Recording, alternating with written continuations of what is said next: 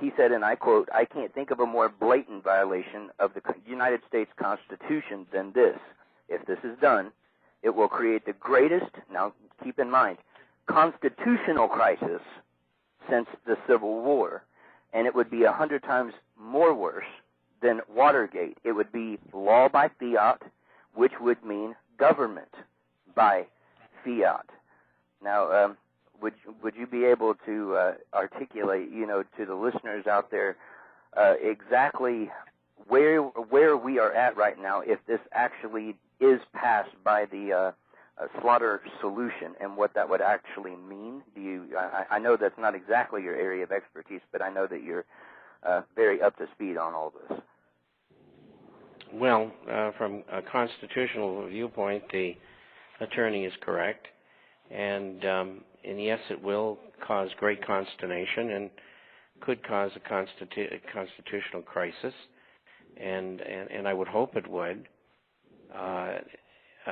The outcome, remains open, because what the president might do at the instigation of his superiors, who are the people from the Illuminati, what he might do is just simply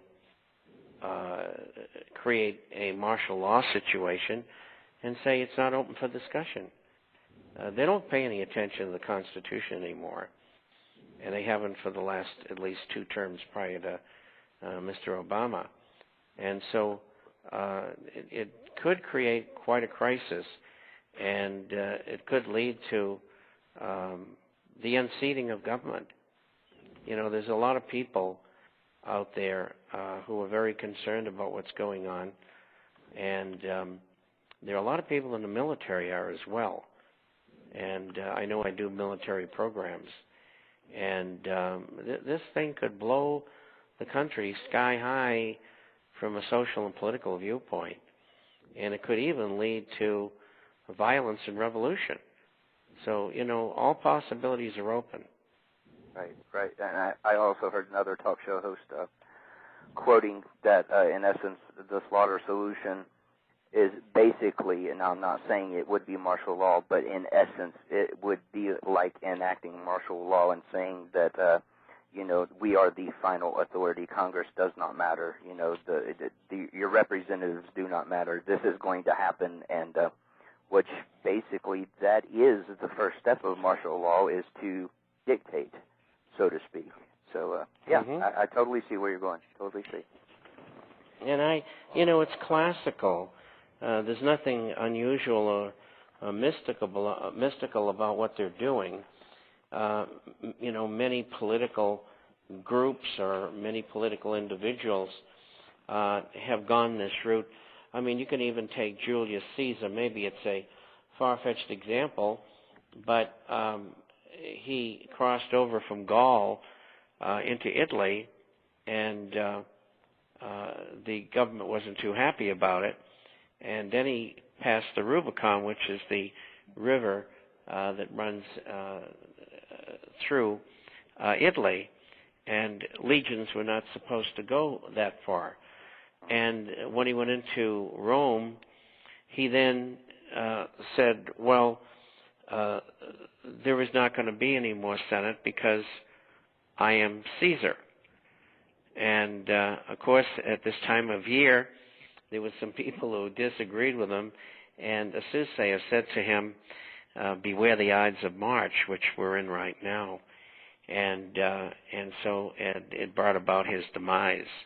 And so other people have done it many, many times, and he is a outstanding example. And that very often is what happens. So stay tuned. This could be really wild. All right, well, thanks for calling in, Chad. I got 2 other callers here that want to get in with Mr. Chapman before he goes. All right, thank you very much. All right, you got it.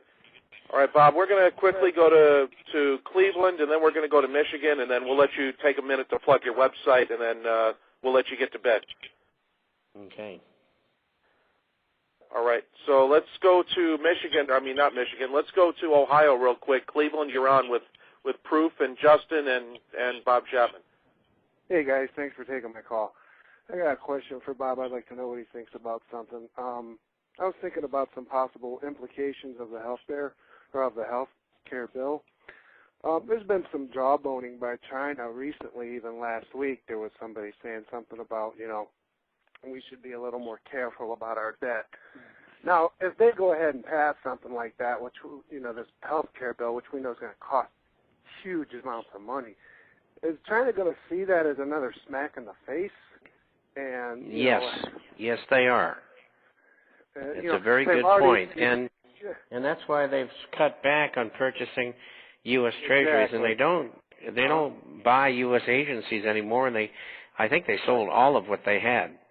Right, and now we've got all these statistics coming out. We don't know who's buying this debt right now, and then we go smacking China around with this health care bill, telling them we don't care about our financial status, and then, the jig's going to be up. You're absolutely correct, and that's why government is trying to find ways to raise money because they're broke. And one of the ways is they really want to confiscate and give guaranteed annuities to people with pension plans of one form or another. And I don't know whether they dare do it on a mandatory basis here over the next several months, but they might try it voluntarily, or they also might try to institute a new tax of 5%, and all of that money ostensibly would go into a fund, a guaranteed annuity fund for the individuals, when in fact it'll go to buy treasury paper and finance the treasury, and these people will never see a dime of it. And in addition to that, not only are we, increasing our obligations, but we're taking more away from our producing sector and sticking it into the service sector, which is going to make it even harder for us to become a producing nation. Absolutely. And that's why we need tariffs. Yes. Because if we have tariffs on goods and services, there's no reason for American manufacturers to stay in another country because of the advantages environmentally or slave wages or whatever. And by the way, let me jump in here. You're calling in for the first time here? Oh, I am. Yeah, actually, what's your name in the room so we can all say hi to you? Oh, I'm Dennis. I didn't sign. I saw. Oh, okay. I go into. I was on Doc's YouTube and I'm on Bob's. Okay. YouTube, I was just going to say that I want to get to one last caller here so Bob can go to bed for the night. You're welcome to call back after the show if you like. I'd like to talk to you. Sure. Okay. Sounds good. All right, guys. Have a good one. Thanks for taking my call. You got it. All right, I got one final caller here from Michigan. We got Unituber, and then we'll let Bob plug his site, and then he's going to ride off into the sunset, and you'll have me for the next 40 minutes or so. Go ahead, Unituber. You're on. Are you on? That might be me here. I got the hourglass here instead of a microphone. Just bear with me. Well, while we have dead air, Bob, you want to go ahead and handle the plugging of your website? Sure. The International Forecaster is about business, finance, economic, social, and political issues all over the world. And we produce in the email copy on Wednesdays and Saturdays, and it runs around 40 pages each time. We have a hard copy for those who are not on the Internet, and you can get a free current introductory copy by going to theinternationalforecaster.com, theinternationalforecaster.com. If you have a question, you can email us, also ask for a copy. That address is bob@intforecaster.com, bob@intforecaster.com. And you can also call 800-375-4188. That's 800-375-4188, and that's a toll-free number. Excellent. All right, so I'm putting the word out in the chat room here, and I think we have our final caller here for the Bob Chapman time here. Unituber, you're on. Go ahead. Did I make it through this time? Yes. Oh, wonderful. Hi, Bob. It was wonderful to hear you tonight. You have such awesome stuff to share with everyone, and I really appreciate it. I have a short twofold question. One would answer the other, actually.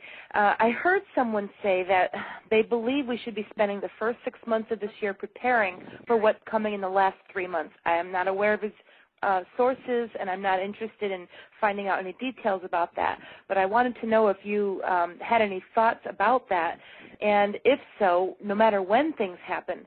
My question is, how long would you suggest that a family be stored up for, as far as if they were to be like what some term as bugging in, staying home? How long would you recommend the minimum as far as food and water, ammunition, if someone is going to be using firearms?